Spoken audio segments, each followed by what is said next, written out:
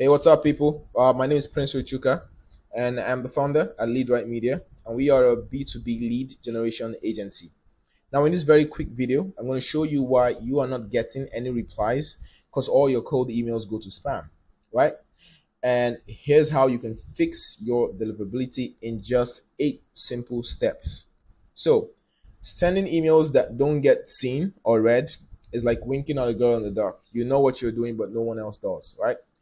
And there are certain rules to follow when building your outreach infrastructure to ensure that all your emails get delivered to the primary folder at the very least, and just at least you achieve a 90 to 100% deliverability. So the first step is getting the right domains. So if your inboxes are just built on the wrong type of domains, that's a recipe for disaster. Some TLDs, by TLDs I mean the .com, .net, .org, those are called TLDs. Now, some TLDs are notoriously cheap and they are known to be used by bad actors to send phishing links and do a lot of illegal, bad stuff. TLD stands for top level domain. For example, when you read a website like google.com or facebook.com, the TLD is the .com. So the domains you purchase for your cold email sending accounts should be high quality domains. So by high quality, I just stick to .com, right? And if I want to be more adventurous, you can try .org, .biz, or .info. So the very famous low quality TLDs are ones like .ai, .xyz, .bot, .ceo, etc. They should all be avoided, okay? So if you're in the outreach business for the long term, you should invest in more expensive domains with quality TLDs to stand a better chance of landing the inbox. Now, the second thing you should also pay attention to is the warm-up, right? So you already know, in case you don't, you should by now. You should do an at least 14-day warm-up for your sending accounts before you kick off outreach. But what you may not know is that the warm-up should never end. You never turn off warm-up. You should always be doing warm-up to maintain a healthy domain. At the very least, you should just maybe reduce the quantity of emails that are sent during warm-up, right? But warm-up never ends, right? So that's number 2. Sending limits is another thing to pay attention to. So after your shiny new sending account, it's all warmed up, you can begin outreach, right? But you can't just start to blast off 50 emails per day on day 1. So here's how you stagger your sending volume to protect your domain reputation.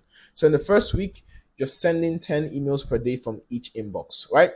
And by the second week, you're sending, say, 15 emails per day, right? And by the third week, you can scale that number to 20. And by the fourth week, you get the drift, 25. And by the fifth week, 30 emails per day. So you see how it took us 5 weeks to get to the maximum sending capacity for each of the inboxes, right? So this is how to stagger your sending volume. So, you're not sending too much right off the bat, and you are just, you stagger the volume enough to just protect your domain reputation. The next one is spinning syntax, right? So the more unique every email you send is, the higher your chances at landing the inbox. And the way to achieve that is by spinning your syntax to the maximum.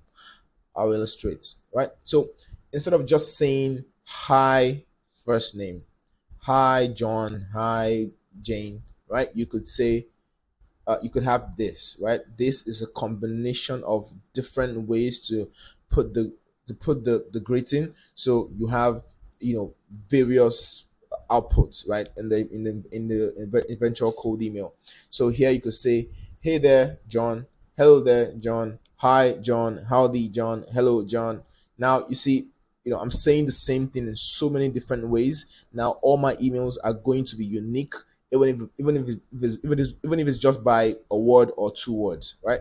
Now you have 10 different variations of one line in the email, and you can do this with every single sentence in your cold email, even down to the signature, right?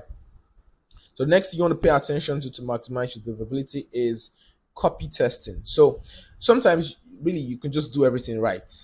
You can do everything right, perfect, and still land in that dreaded spam folder. Now, and this will just be because of 1 or 2 words, right? And because those words have a very high spam rating, your email just got nuked for using it. Now, there is no comprehensive list of all the words that can cause your email to get flagged. But you could use a tool like Mail Meteor. It can help you test your email and give you a good spam score. For instance, you can go to the Mail Meteor site, just Google Mail, Mail Meteor, right? That's the website. And they have this free spam checker tool that can help you just check your email for spam traps.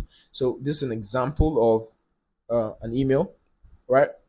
And the main Meteor tool has already flagged some words in this email, and it also gives you the reason why it flagged them. For example, the words financial, privately owned funds, they indicate urgency, right?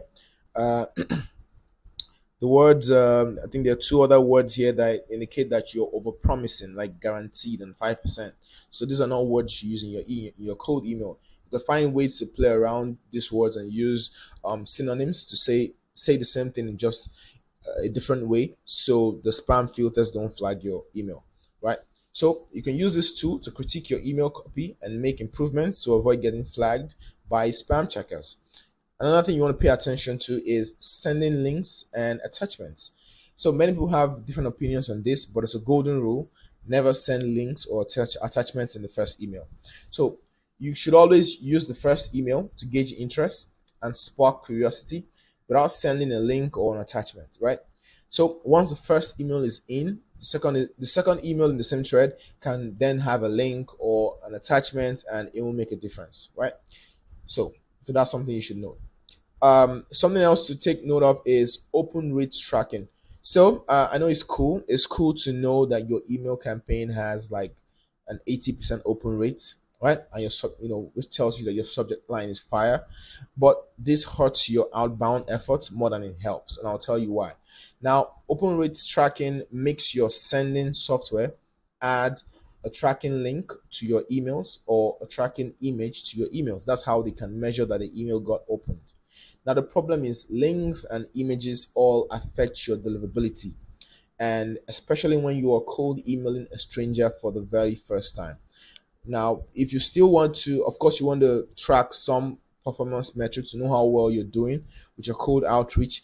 A better metric to track or measure your performance would be the reply rate.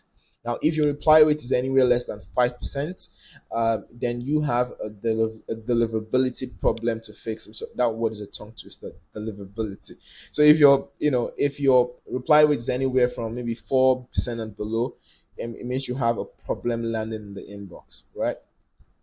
So one more thing to make sure that you tick off is setting up your email credentials, right? So I know this is boring and technical, and not everyone likes to pay attention to this, but this is a necessary thing to do in the beginning, right? And you only get to do it once, so just pay attention to it and get it done. So just make sure to to update your DNS records for email authentication.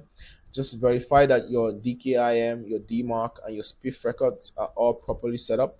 This is a basic requirement and should be done when setting up the email account. Now, if you do all these things, your emails should have no problem getting into the inbox every single time, right? Because cold email is just constantly changing, and the best way to stay abreast of these changes is to keep a close eye on your domain reputation. So when your domain reputation just falls below 70% for some reason, the best thing to do this sort of situation is dial down your sending volume for the email account and just increase your warm-up reply rates to like 70% for a few weeks till the reputation gets better, right? So if you are a B2B founder, an agency owner, and you'd like us to build you a world-class cold email infrastructure that books you leads every single day, right? Somewhere on this video, you'll find a link to book a call with me. So you can just go ahead and schedule a call with me, and we can get that conversation going.